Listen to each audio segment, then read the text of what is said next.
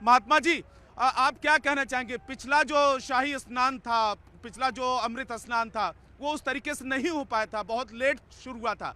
ये वाले स्नान को लेकर आप क्या विचार है आपके? इस स्नान में सरकार को मैं बहुत बहुत बधाई देता हूँ जी। और भक्तों की भक्ति के कारण, हाँ। चूंकि एक योगी मुख्यमंत्री है, जी। इसलिए पिछली बार बहुत सहृदयता पूर्वक जब छूट मिली तो समाज बहुत बड़ी संख्या में आ गया था, इसलिए वो अव्यवस्था हुई थी।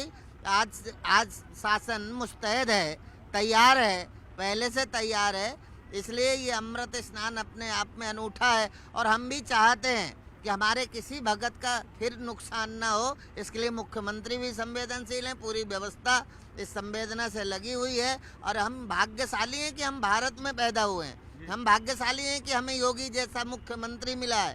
हम भाग्यशाली हैं कि आज़ाद भारत में कोई प्रधानमंत्री मिला है जो हमारी गंगा को प्रणाम करता है, हमारे भगवान को प्रणाम करता है।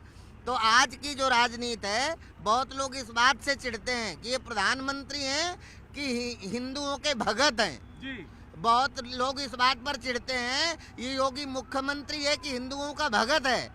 तो आज का जो भारत है और आज की जो भारत की राजनीति है, भारत की राजनीति में बैठे राजनेता भारत और भारत की भावना को समझते हैं। महाराज जी, जो पिछला अमृत स्नान था मौनी अमावस्या के दिन, उस दिन आप लोगों ने बड़ा दिल दिखाया था और पहले पब्लिक ने स्नान किया, तो दोपहर के बाद आप लोगों ने स्नान किया था। आज पूरी भव्यता और दिव्यता दुनिया को देखने को मिलेगी। हाँ, आज की ये दिव्यता, चूंकि वो पिछला स्नान ऐसा था कि हमें लगा हमसे ज्यादा जरूरी भक्तों का है, इसलिए हमने पिछला स्नान स्वयं बाद में किया था, पहले भक्तों ने किया था।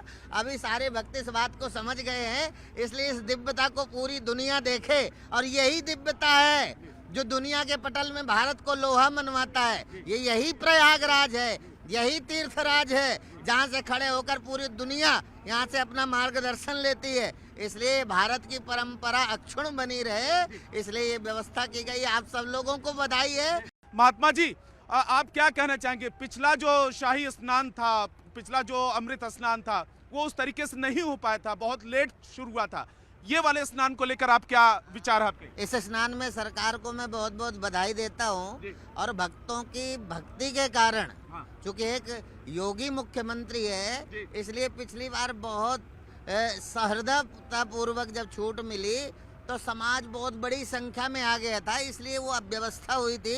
आज शासन मुस्तैद है, तैयार है, पहले से तैयार है, इसलिए ये अमृत स्नान अपने आप में अनूठा है और हम भी चाहते हैं कि हमारे किसी भगत का फिर नुकसान ना हो। इसके लिए मुख्यमंत्री भी संवेदनशील हैं, पूरी व्यवस्था इस संवेदना से लगी हुई है और हम भाग्यशाली हैं कि हम भारत में पैदा हुए हैं। हम भाग्यशाली हैं कि हमें योगी जैसा मुख्यमंत्री मिला है।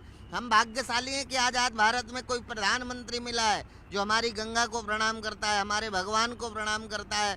तो आज की जो राजनीति है, बहुत लोग इस बात से चिढ़ते हैं कि ये प्रधानमंत्री हैं कि हिंदुओं के भगत हैं। जी।